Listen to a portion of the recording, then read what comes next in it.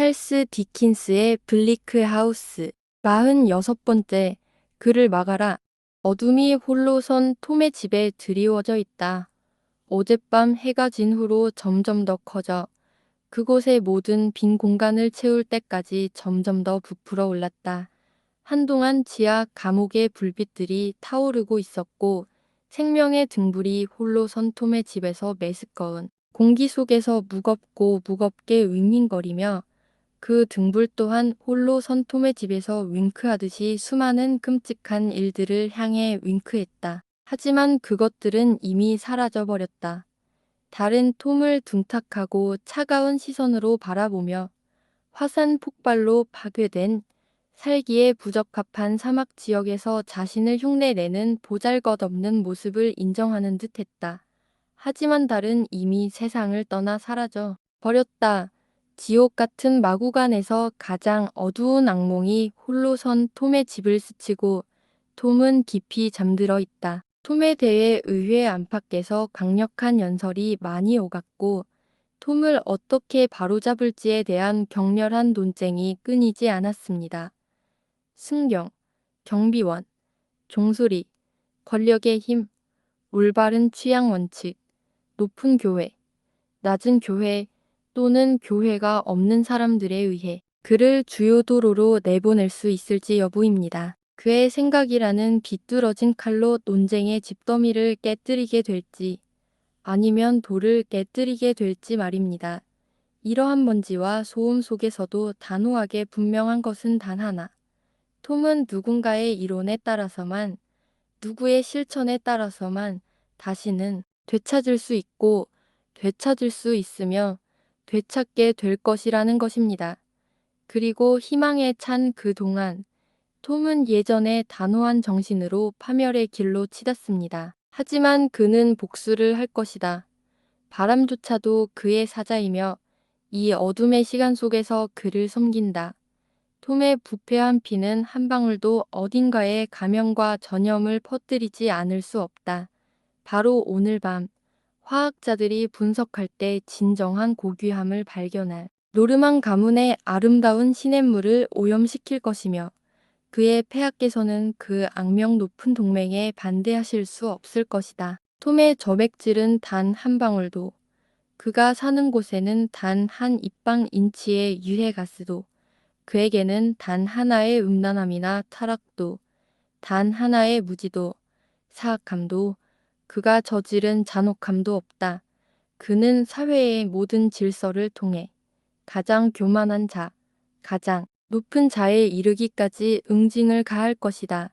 진실로 오염과 약탈, 그리고 파괴를 통해 톰은 복수를 할 것이다. 톰 올 언론이 낮에 더 추악한지, 밤에 더 추악한지는 논쟁의 여지가 있지만 더 많이 볼수록 더 충격적일 것이고 상상의 영역으로 남겨진 어떤 부분도 현실만큼 끔찍하게 만들어질 가능성은 전혀 없다는 주장에 따르면 낮이 그 추악함을 드러냅니다.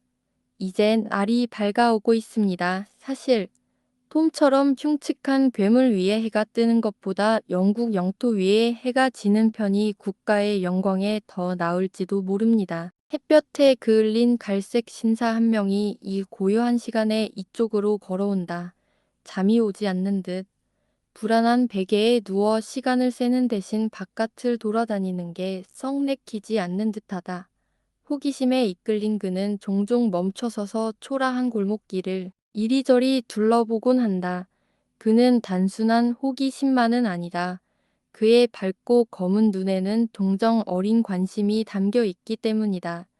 여기저기를 둘러보는 동안 그는 마치 이 비참함을 이해하고 전에도 그것을 연구해 본 듯한 표정을 짓는다. 톰 올 언론의 중심가인 고인 진흙탕 길가에는 고요하고 조용한 집들 외에는 아무것도 보이지 않는다. 자신을 제외하고는 개어있는 사람은 한 방향으로만 나타난다. 문 앞에 앉아있는 여자의 외로운 형체가 보인다. 그는 그쪽으로 걸어간다. 다가가자 그녀가 먼 길을 왔는지 발이 아프고 여행으로 얼룩져 있는 것을 본다. 그녀는 마치 기다리는 사람처럼 무릎에 팔꿈치를 얹고 손에 머리를 얹은 채 문 앞에 앉아 있다. 그녀 옆에는 그녀가 들고 온 캔버스 가방 혹은 구러미가 놓여 있다. 그녀는 아마도 졸고 있는 듯하다. 그가 자신에게 다가오자 발소리에도 아랑곳하지 않는 것으로 보아 부서진 인도가 너무 좁아서 앨런 우드코트는 여자가 앉아 있는 곳에 다다르자 그녀를 지나가려면 길로 접어들어야 했다. 그녀의 얼굴을 내려다보던 우드코트의 눈이 그녀와 마주치자 그는 멈춰섰다. 무슨 일이야? 아무것도 아닙니다. 선생님, 그들에게 들리게 할 수 없니? 들어가게 해 줄래? 다른 집, 여관에서 그들이 일어날 때까지 기다리고 있어요. 여기는 아니에요. 여자가 참을성 있게 대답했다. 여기서 기다리는 이유는 곧 햇살이 들어와서 따뜻해질 테니까요. 피곤하신 것 같은데 길거리에 앉아 계신 모습을 보니 안타깝네요. 감사합니다. 상관없습니다. 그는 가난한 사람들에게 말을 걸고 후원이나 거만함, 위치함을 피하는 습관이 있다. 많은 사람이 그들에게 작은 철자책처럼 말하는 것을 매우 미묘한 방법으로 여기기 때문에 이것이 그가 가장 좋아하는 방법이다. 덕분에 그는 여자와 쉽게 좋은 관계를 맺을 수 있었다. 이마 좀 보여줘요. 그가 몸을 숙이며 말했다. 저는 의사예요. 두려워하지 마세요. 아무리 해도 당신을 해치지 않을 거예요. 그는 능숙하고 익숙한 손으로 그녀를 어루만치면 더 쉽게 그녀를 달랠 수 있다는 것을 안다. 그녀는 아무것도 아니에요. 라고 가볍게 반박하지만 그가 상처 부위에 손가락을 대자마자 그녀는 그것을 들어올려 빗속으로 던진다. 그래, 심하게 멍이 들었고 피부도 심하게 찢어졌네. 엄청 아플 거야. 조금 아프긴 합니다. 선생님, 여자가 뺨에 눈물을 흘리며 대답했다. 좀 더 편하게 해드릴게요. 제 손수건이 아프지 않을 거예요. 아니요. 그럴 리가 없습니다. 선생님, 저는 확신합니다. 그는 다친 곳을 깨끗이 씻고 말린 다음 조심스럽게 살펴보고 손바닥으로 살짝 눌러본 후 주머니에서 작은 상자를 꺼내 붕대를 감고 묶는다. 이렇게 일하는 동안 그는 길거리에 병원을 차린 것을 보고 웃으며 그럼 당신 남편은 벽돌공이군요. 라고 묻는다. 어떻게 아셨어요? 선생님, 여자가 놀라서 물었다. 뭐, 가방이랑 드레스에 묻은 진흙 색깔로 봐서 그럴 수도 있겠네요. 그리고 벽돌공들이 여러 곳에서 도급제로 일한다는 것도 알고 있고요. 그리고 안타깝게도 그들이 아내에게 잔인한 짓을 하는 것도 봤습니다. 여자는 마치 자신의 부상이 그런 원인에서 비롯된 것이 아니라는 듯 황급히 눈을 치켜떴다. 하지만 이마에 닿는 손길과 그의 분주하고 차분한 얼굴을 보자 그녀는 다시 조용히 눈을 떴다. 그는 지금 어디에 있나요? 외과의사가 묻는다. 그는 어젯밤에 공경에 처했습니다. 선생님, 하지만 그는 하숙집에서 저를 찾을 겁니다. 그가 여기서처럼 크고 무거운 손을 자주 잘못 쓴다면 더 큰 공경에 처하게 될 겁니다. 하지만 당신은 그가 잔인하더라도 용서해 주시고 저는 그가 그런 대우를 받을 만했으면 좋겠다는 말 외에는 더 이상 그에 대해 말하지 않겠습니다. 어린 자식이 없으신가요? 여자가 고개를 저었다. 제 이름은 하나지만 리즈 씨의 거예요. 내 자식이 죽었구나. 알았어. 불쌍한 자식. 이때쯤 그는 말을 마치고 자신의 주장을 펼치고 있었다. 안정된 집이 있을 텐데 여기서 뭔가요? 그녀가 일어나 절을 하자 그는 자신이 한 일을 가볍게 여기며 유쾌하게 물었다. 여기서 2대 3마일쯤 떨어져 있습니다. 선생님, 세인트 올번스입니다. 세인트 올번스 아시죠? 선생님, 깜짝 놀라셨을 줄 알았는데 아시는 것 같군요. 네, 좀 알아요. 그럼 이제 한 가지 질문을 드릴게요. 하숙비라도 내셨나요? 네. 선생님, 그녀가 말했다. 정말 진심으로요. 그리고 그녀는 그것을 보여주었다. 그는 그녀가 은근히 감사를 표한 것에 감사하며 매우 환영한다고 말하며 안녕히 가라고 인사하고는 자리를 떠났다. 톰 홀럴로는 아직 잠들어 있었고 아무것도 움직이지 않았다. 그래, 뭔가 있어. 멀리 계단에 앉아 있는 여자를 발견했던 지점으로 되돌아가는 길에 그는 누더기 옷을 입은 한 남자가 매우 조심스럽게 다가오는 것을 본다. 그는 더러운 벽 가까이 웅크리고 있다. 아무리 불쌍한 사람이라도 피하는 게 나을 것이다. 그리고 몰래 손을 내밀고 있다. 얼굴은 움푹 꺼지고 눈은 쇠약해진 청년의 모습이다. 그는 눈에 띄지 않고 지내는데 너무 열중한 나머지 옷을 다 입은 낯선 사람의 환영조차 뒤돌아보지 않는다. 그는 길 건너편으로 지나가면서 누더기 팔꿈치로 얼굴을 가리고 불안한 손이 앞에 놓인 채 쪼그라들고 기어가듯 걸어간다. 형체 없는 옷들은 갈기갈기 찢겨 나간다. 어떤 용도로, 어떤 재료로 만들어졌는지는 알 수 없다. 옷의 색깔과 질감은 오래전에 썩어버린 늪지대의 질척한 잎사귀 다발처럼 보인다. 앨런 우드코트는 잠시 멈춰 글을 살피며 이 모든 것을 기록한다. 그는 그 소년을 전에 본 적이 있을 거라는 희미한 확신을 품고 있다. 어떻게 어디서 본 건지 기억나지 않지만 마음속에는 그 형체와 관련된 어떤 연상이 있다.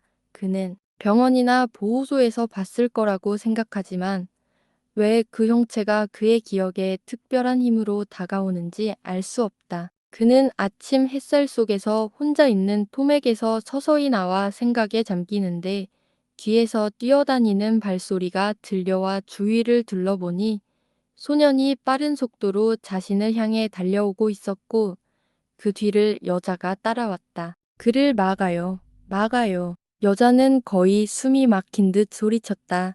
그를 막아주세요. 선생님. 그는 길을 가로질러 소년의 길로 돌진하지만 소년은 그보다 더 빨리 달려들어 곡선을 그리며 몸을 숙이고 그의 소나귀 아래로 뛰어들어 6야드쯤 지나 다시 달아납니다. 여자는 여전히 뒤따라오며 저 녀석을 막아주세요. 선생님, 제발 막아주세요. 라고 외칩니다.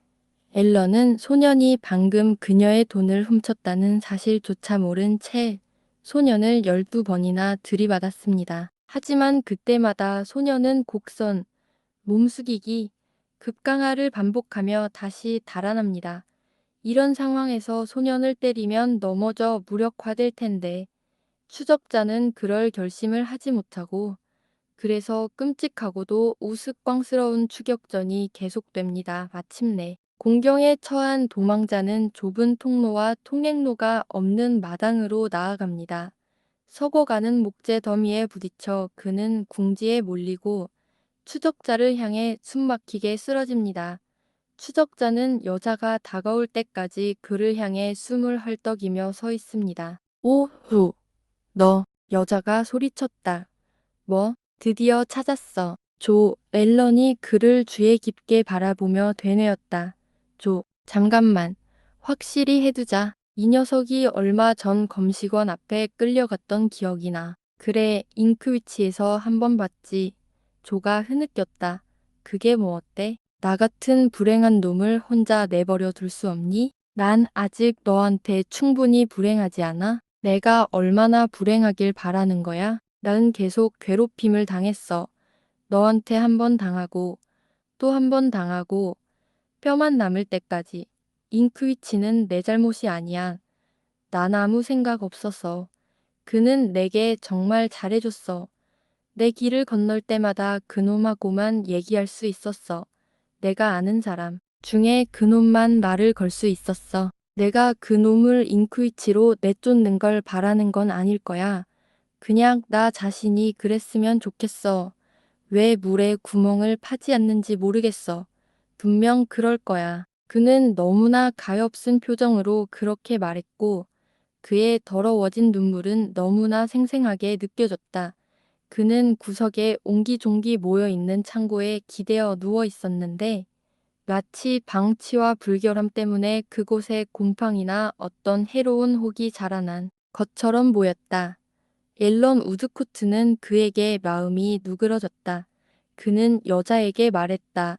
이 불쌍한 녀석, 도대체 무슨 짓을 한 거야. 그러자 그녀는 엎드린 그 모습을 보고 분노보다는 놀라움에 더 가까운 표정으로 고개를 저으며 오, 조, 드디어 찾았어. 라고 대답할 뿐이었다. 그가 무슨 짓을 한 거야? 앨런이 물었다.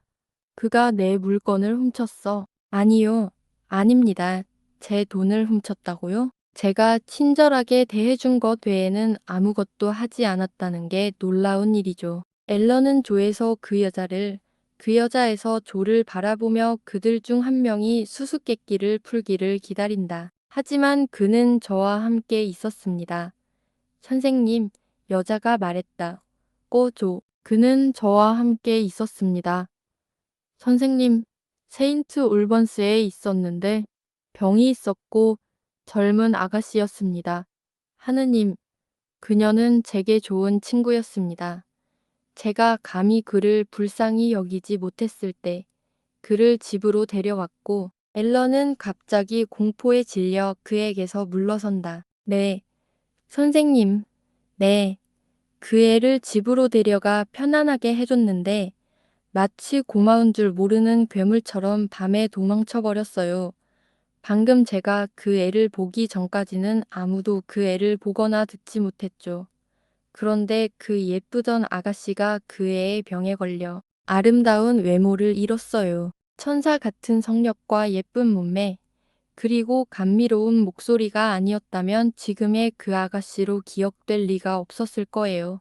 알아요? 이 배은망덕한 자식아, 이게 다 당신 때문이고 그 애가 당신에게 베푼 친절 때문이라는 걸 알아요. 그 여자는 그 일을 떠올리며 그에게 화를 내기 시작하며 뜨거운 눈물을 터뜨렸다. 소녀는 들은 것에 어리둥절해하며 더러운 손바닥으로 더러운 이마를 닦고 땅을 응시하며 기대어 서 있는 미친 듯한 쌓인 물건이 덜컹거릴 때까지 머리부터 발끝까지 떨기 시작한다. 앨런은 조용한 몸짓으로 그 여자를 제지하지만 효과는 확실합니다. 리처드가 말했어요. 그는 말을 더듬었다.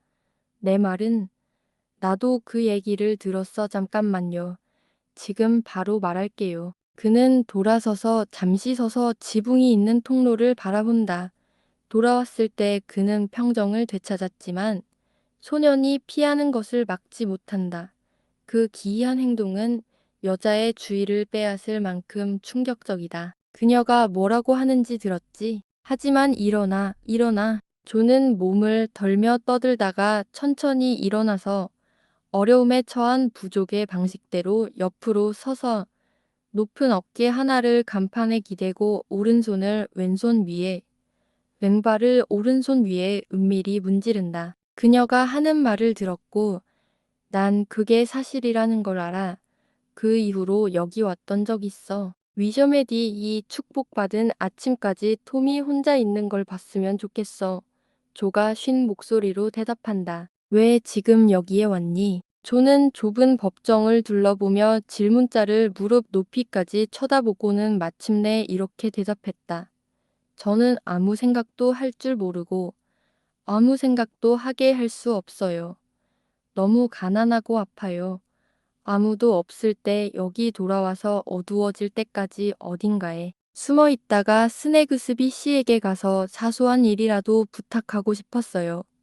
스네그스비 부인은 모든 사람이 그렇듯 저를 계속 괴롭히고 있었지만 그분은 저에게 무언가를 주려고 하셨죠. 어디에서 오셨어요? 조는 다시 한번 법정을 둘러보고 질문자의 무릎을 다시 살펴보고 일종의 체념의 표시로 자신의 모습을 광고판에 대며 결론을 내린다. 내가 당신이 어디서 왔는지 물었던 걸 들었나요? 그럼 더돌이군요.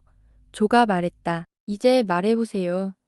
옐런은 혐오감을 극복하려고 애쓰며 그에게 아주 가까이 다가가 자신감 넘치는 표정으로 몸을 기울였다.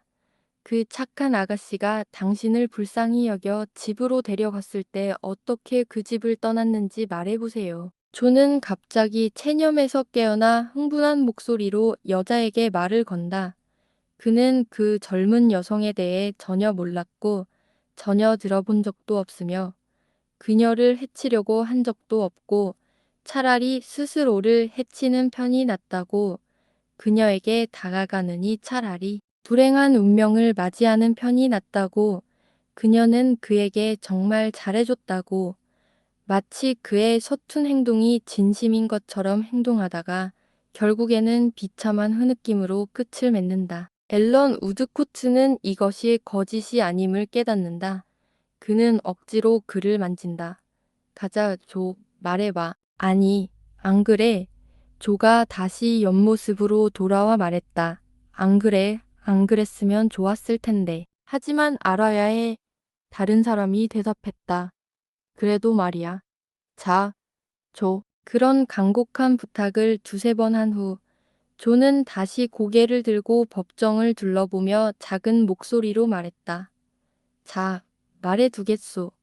나는 끌려갔소. 저기, 밤에 가져갔어요. 아, 조는 누군가 엿들을까봐 몹시 걱정되어 주위를 둘러보고 심지어는 3미터쯤 위, 즉 울타리 꼭대기와 그 틈 사이로 흘끗 보기도 했다.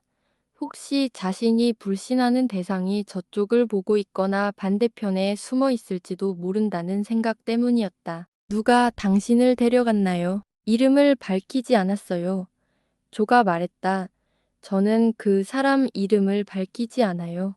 선생님. 하지만 저는 그 아가씨의 이름으로 말씀드리고 싶습니다. 저를 믿으셔도 됩니다. 다른 누구도 듣지 못할 겁니다. 아, 하지만 모르겠어요. 조가 두려움에 찬 듯이 고개를 저으며 대답했다. 그는 듣지 못하거든요. 그는 이곳에 없어요. 아, 그렇지. 조가 말했다. 어디에나 있고 항상 부족해. 일러는 당황한 표정으로 그를 바라보지만 그 어리둥절한 대답 속에 숨겨진 진정한 의미와 선의를 발견한다.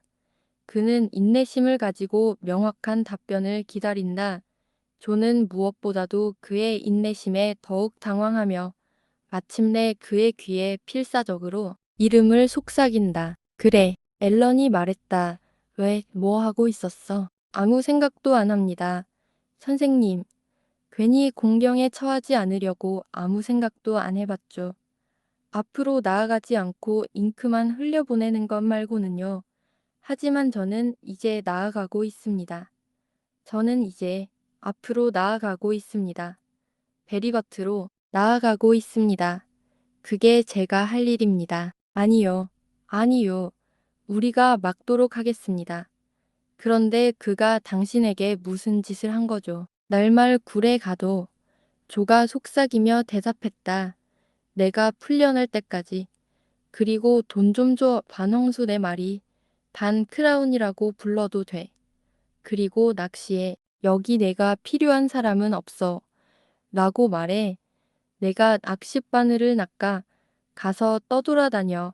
라고 말해. 떠나 하고 말해. 런던에서 40마일 이내에서는 절대 널 보지 못하게 해. 안 그러면 후회할 거야. 그렇게 할 거야. 만약 그가 날 본다면.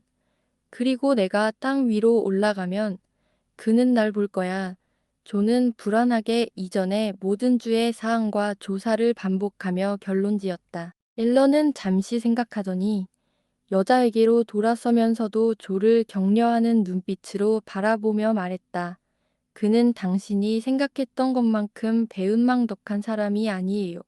떠나야 할 이유가 있었지만 그 이유가 부족했어요. 고맙습니다. 선생님, 고맙습니다. 조가 소리쳤다. 자, 이제 당신이 얼마나 나를 힘들게 했는지 보세요. 하지만 당신이 그 아가씨에게 친사숙녀분에 대해 이야기하기만 하면 괜찮아요.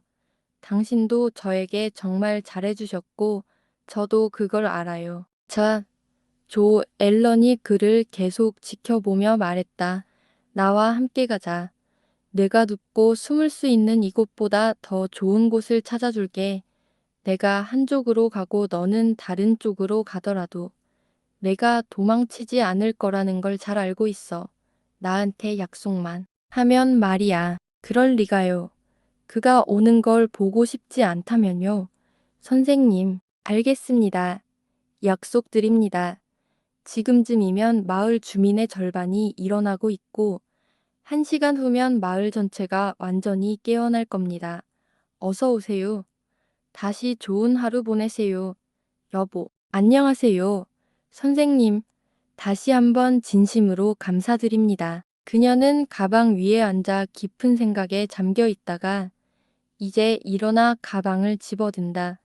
조는 내가 그 아가씨를 다치게 하거나 신사숙녀분들을 해치려고 한 적 없으니 그 아가씨에게만 말해 라고 반복하며 고개를 끄덕이고 비틀거리고 몸을 떨고 얼굴을 문지르고 눈을 깜빡이며 웃다가 울다가 하며 그녀에게 작별 인사를 하고 앨런 우드코트를 따라 길 건너편 집들 근처로 천천히 걸어간다. 이 순서대로 두 사람은 톰 올 언론의 집에서 나와 햇살이 가득하고 더 맑은 공기 속으로 나온다. 다음 영상에서 47번째 이야기가 이어집니다.